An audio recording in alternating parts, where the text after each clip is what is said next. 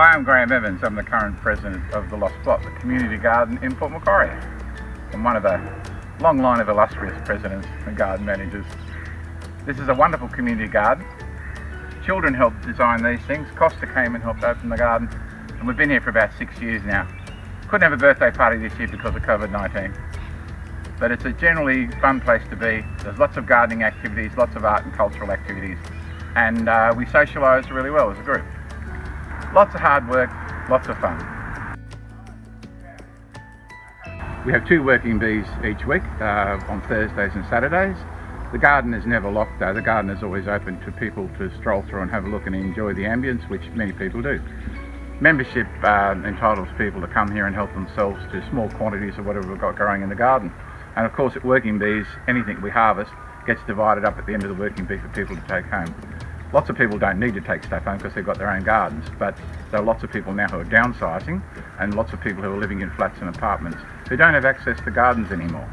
And many of those people are joining up, particularly since the COVID-19 virus.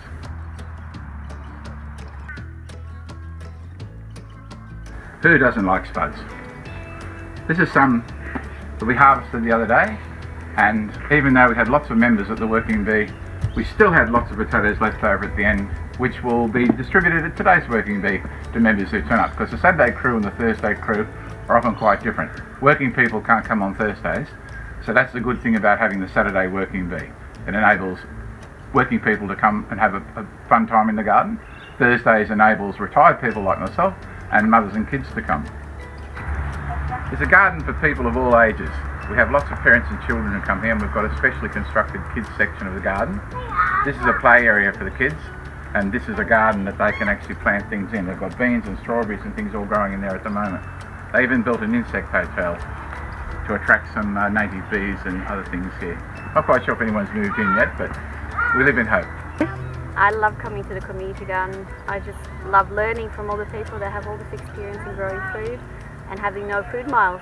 I get food straight from the garden, and sometimes you go straight in, doesn't even get into the kitchen. It's awesome. And the kids, obviously they're just getting some strawberries, and they learn, which bugs are good, which ones are bad, which ones we should have in the garden to eat the other ones. And Alia, my eldest, she goes and looks under the leaves and she goes, oh, there's aphids here. Okay, let's brush them off, or let's find a ladybug to put it there. So the ladybug eats the aphids. And they obviously love all the berries that we can find in the garden. And they were eating cauliflower straight from the garden yesterday too, so it's great. What would a garden be without eating? We produce lots of lovely food. Some of it goes home, but some of it also goes on fabulous pizzas that we make in this pizza oven.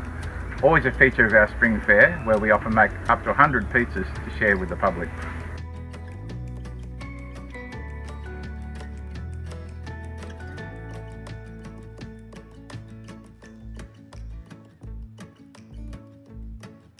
I'm standing in the middle of our food forest, which is the youngest part of the garden, at only 3 years old.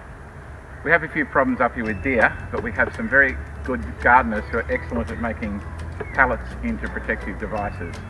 We have mangoes, jaboticabas, lychees, wampies, lots of native fruit trees as well, avocados, figs, pomegranates, you name it. It's in this food forest somewhere.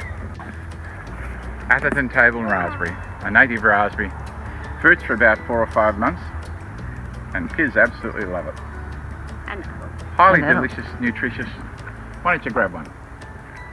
Ooh. Yum. Was that good? And what I love about the garden too is the community feel to it. So we end up spending time with lots of people from different age ranges. So we have, the eldest he is, I think, around the 90s, and we have the youngest girls actually as babies as well. So that we all work together as well in the working bee, so the children learn from the older ones and not always just from me. It's great. Yeah.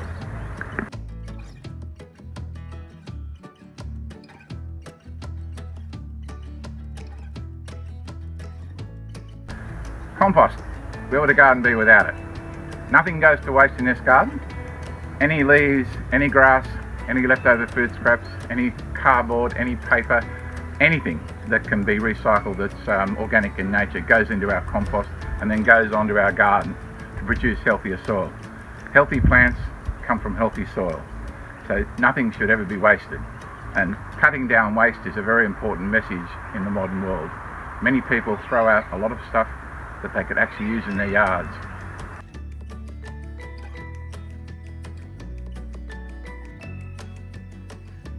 So it's very easy to become a member here. You can do it all online. Go to our website or have a look at the information that the council has about the Lost Plot. If you come to the Lost Plot, you can pick up a membership form. You can even fill it in here and pay your money on the spot, and you'll become an instant member. It's very easy to become a member. We don't require you to be a gardener. We'll teach you all the things you need to know. Here comes one of our members now. Our excellent carpenter, builder extraordinaire.